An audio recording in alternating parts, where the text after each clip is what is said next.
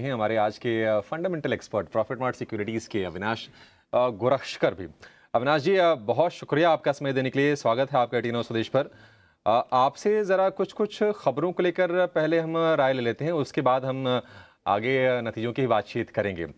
Sir, आप ज़रा ये बताइए कि अपोलो टायर्स में तो आज एक ब्लॉक डील होनी है।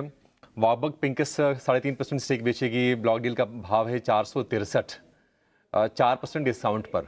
नीचे अगर ये शेयर आए अपोलो टायर, क्या लेना चाहिए इसको सर? गुड मॉर्निंग अभिषेक। देखिए, मुझे लगता है कि नॉर्मली जब भी कोई ब्लॉक डील होती है तभी 4 या 5% के डिस्काउंट पे ही होता है। और जिस प्रकार का ग्रोथ पैसेंजर कार सेगमेंट में कमर्शियल व्हीकल नंबर्स में हो रहा है, मेरे ख्याल से देखिए अपोलो टायर्स ऐसी कंपनी है जो सीवीज और पैसेंजर कार्स में काफी डोमिनेंट है। तो मुझे लग रहा है कि अगर लंबी अवधि की बात करें तो डेफिनेटली अपोलो टायर्स एक अच्छा विकल्प हो सकता है, अगर नजरिया आपका 12 से 15 महीने का है। नंबर्स मेरे ख्याल से आने वाले साल में भी काफ़ी अच्छे रहेंगे, प्लस इनकी हंगरी में जो फैसिलिटी है, वहाँ पे भी अच्छे वॉल्यूम्स आने की पॉसिबिलिटी है। तो डेफिनिटली आई थिंक लंबे निवेश के लिए अगर निचले भाव पे स्टॉक मिलता है, तो इसको एक्यूमुलेट करना चाहिए। दूसरा सेगमेंट है वो है पावर वाला, वो भी काफ़ी अच्छा चल रहा है, लेकिन इसमें भी डिविजन्स है। आपको पता है प्रोडक्शन से लेके ट्रेडिंग तक पावर की बहुत सारी कंपनीज हैं लिस्टेड। इसलिए गुरांग सर का थोड़ा, माफ़ कीजिए, अविनाश सर का थोड़ा एक्सपीरियंस लेते हैं और उनसे पता करते हैं एक दो शेयर ऐसे। Avinash sir, NTPC, power grid, REC, PFC, IEX, बहुत सारी कंपनीज हैं जो पावर के अंदर हैं। आप एक दो नाम बता सकते हैं जहाँ पे वैल्यूएशन भी है और पॉलिसीज इम्पैक्ट बहुत जोरदार आएगा इस गवर्नमेंट के साथ साथ? नहीं, बिल्कुल देखिए, मुझे लग रहा है कि आरईसी काफ़ी अट्रैक्टिव लग रहा है। आरईसी मुझे लग रहा है कि अगले साल की आउटलुक की बात करें, तो ऑलरेडी कंपनी के मैनेजमेंट ने कॉन्फिडेंटली कहा है कि नंबर्स काफ़ी बेहतर आएँगे। मुझे लगता है कि 600 सवा 600 का टारगेट प्राइस कंफर्टेबली पॉसिबल है अगर किसी के पास 12-15 महीने का टाइम फ्रेम है। पावर जो फाइनेंसिंग जो एरिया है, वो एक बहुत बड़ी अपॉर्च्युनिटी मुझे लगता है बजट में अनाउंस हो जाएगी। और इसलिए आरईसी, पावर फाइनेंस कॉर्पोरेशन, ये जो फाइनेंसिंग एजेंसीज है पावर प्रोजेक्ट्स के लिए, इनको काफी फायदा होगा। अगर हम जनरेशन की बात करें तो जनरेशन में मुझे अभी भी लगता है कि लोअर लेवल्स पे टाटा पावर, उसके बाद टिपिकली अगर डिस्ट्रीब्यूशन में कोई जाना चाहता है तो केईसी इंटरनेशनल है जो पावर ट्रांसमिशन में है। तो ये सारे जो स्टॉक्स है डिम्पी, मुझे लगता है कि अगले 12 से 15 महीने में और भी तेज होंगे, क्योंकि ऑर्डर बुक अच्छी है, मार्जिन्स अच्छे हैं, और ओवरऑल जो टेलविंड्स पावर सेक्टर का दिख रहा है, वो ऐसा दिख रहा है कि अगले 1.5-2 साल के लिए पावर का डिमांड बहुत अच्छा रहेगा, और सप्लाई साइड से अभी भी इतनी सप्लाई बनी नहीं है। तो ये सारी कंपनीज को डेफिनिटली प्रॉफिटेबिलिटी में अच्छा इजाफा होगा। तो केईसी इंटरनेशनल और आरईसी, ये दोनों ही काउंटर्स पसंद आ रहे हैं। अगर हमारे साथ बने हुए हैं तो एक बार उनसे राय जानना चाहेंगे। हिताची एनर्जी, जो कि पावर इंडिया के नाम से दिखेगा, क्योंकि यहाँ पे गोल्डमैन सैक्स ने काफ़ी पॉजिटिव कमेंट्री दी है। पर अविनाश जी, एक तरफा रनअप हमने इस काउंटर में ऑलरेडी देख लिया है। आप कैसे देखते हैं इस काउंटर को, क्योंकि शायद ये 6% की तेज़ी के साथ आज शुरुआत की तैयारी भी कर रहा है? देखिए, मुझे लगता है कि स्टॉक में डेफिनेटली फंडामेंटल्स बहुत स्ट्रांग है, ऑर्डर बुक भी बहुत अच्छी है, और ओवरऑल आउटलुक अगर हम अगले 12-18 महीने का देखें तो डेफिनेटली टेलविंड्स पॉजिटिव है। रेवेन्यू विजिबिलिटी भी स्ट्रांग है, लेकिन जो प्राइस है मुझे लगता है बहुत जल्दी भाग चुका है। तो निवेशकों को फ्रेश बाइंग अगर करनी है तो बाय ऑन डिक्लाइन करे। मुझे लगता है कि हर तेजी के ट्रेंड के बाद एक थोड़ा सा करेक्शन मोड जरूर स्टॉक में आता है। तो I think by on dips will be a better strategy, और जिनके पास है वो होल्ड करे। डेफिनेटली आने वाले 12-18 महीने में और भी अच्छी तेजी स्टॉक में देखने को मिलेगी, लेकिन वैल्यूएशंस अभी थोड़े से फेयर टू एक्सपेंसिव हो गए हैं। तो ओनली बाय ऑन डिक्लाइन अगर आप करते हो तो अच्छा रिस्क रिवॉर्ड आपको मिलेगा। कीजिए। बेहतरीन तेजी हम कुछ सत्र से देख रहे हैं। आज लगातार छठा सातवां सत्र होगा जेके टायर में तेजी का। आप ये बताइए कि जेके टायर आप कितना रनअप देख रहे हैं, क्योंकि जो नतीजा है बहुत ही अच्छे रहे। मुनाफे में करीब 56% के आसपास का जंप हमने देखा है। जेके टायर आपको कैसा लग रहा है शेयर सर ये?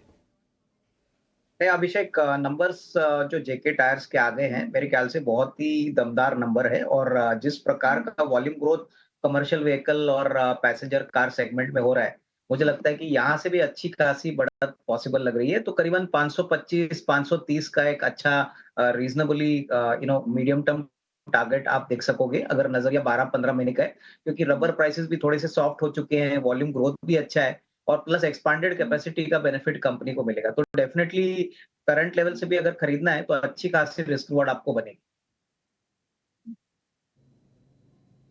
ठीक है। एक दो शेयर जरा और चेक करवा लेते हैं, गोदरेज प्रॉपर्टीज़ को चेक करते हैं। हालांकि बिल्डअप और प्राइस एक्शन उतना स्ट्रांग नहीं है, बट फिर भी कल भी थोड़ी बहुत कवरिंग हुई थी, आज भी स्टार्टिंग में उतना ख़राब नहीं है। सुमित जी एक बार जरा चेक करना गोदरेज प्रॉपर्टीज़, ये शेयर ठीक लग रहा है? मैं बहुत बड़े प्रॉफिट्स के लिए तो नहीं जा रहा, लेकिन हाँ फिर भी 100-150 रुपये चाहिए तो। देखिए यहाँ पे स्टॉक ने एक रिजेक्शन लिया था on the 7th of May, और देखने चाहे तो 2 दिन पहले भी सेम एरिया से रिजेक्शन मिला था। तो मैं यहाँ पे थोड़ा सा वेट करूंगा।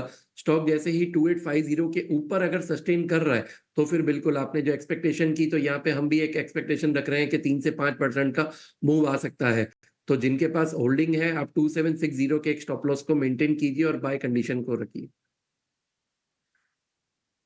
बाजार में हम देख रहे हैं कि 25-26 अंकों की कमजोरी है। सपोर्ट जो है रिलायंस के अलावा कोल इंडिया, उसके अलावा जो भी कंजम्पशन वाले शेयर हैं, चाहे वो एचयूएल हो, ब्रिटानिया हो, आईटीसी हो, नेस्ले हो, टाटा कंज्यूमर, ये तमाम शेयर सपोर्ट देने का काम कर रहे हैं।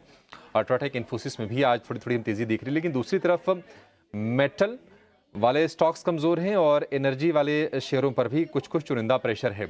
इस बीच बीएचईएल में 7% की गिरावट आ गई है।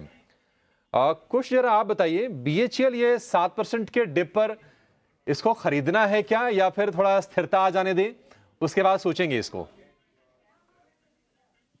तो अभिषेक, मेरा व्यू अभी भी यही है कि BHEL is a buy on dips candidate. Typically जैसा हमने थोड़ी देर पहले डिस्कस किया था, टिपिकली इसका जो 20 डे मूविंग एवरेज है 285 290 के करीब, उसके आसपास आता है, और 20 डे मूविंग एवरेज से ही यहाँ पे एक रिबाउंड आता है। अब ये जो थोड़ा एक्सटेंडेड प्रेशर हम देख रहे हैं, ये मार्केट के साथ भी हो सकता है। तो इन लेवल्स पे भी अगर कंसिडर करना चाहें, या मान लीजिए अगर आप थोड़ा वेट करें 285 290 का जो सपोर्ट जोन है वहां पे भी लेना चाहे तो एंट्री पॉइंट कंसिडर कर सकते हैं। ऑन दी होल हमारे लिए अभी भी बाय ऑन डिप्स कैंडिडेट है।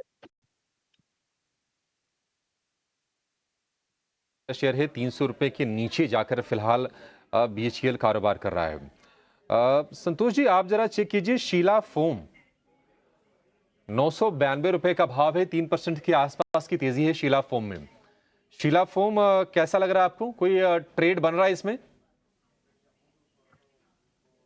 शीला फोम की बात तो हम और ऑल बिल्कुल बॉटम के पास है, बट कोई स्ट्रेंथ के साइन नहीं है, बॉटमिंग आउट होने की कोशिश जरूर कर रहा है।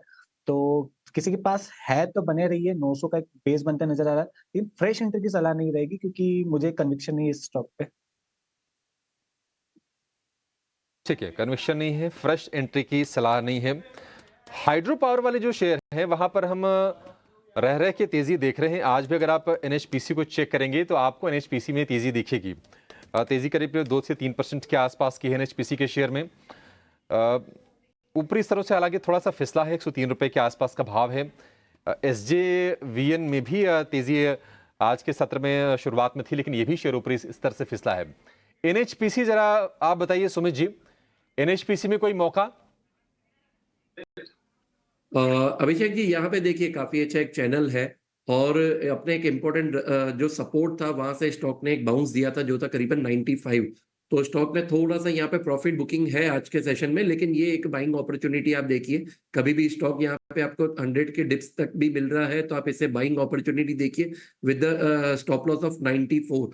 हमें लग रहा है कि अपना एक यू बॉटम फिनिश करके स्टॉक जो है वो न्यू हाई की तरफ अप्रोच करेगा, और करीबन 120 का जो रहेगा वो पहला टारगेट यहाँ पे रहेगा।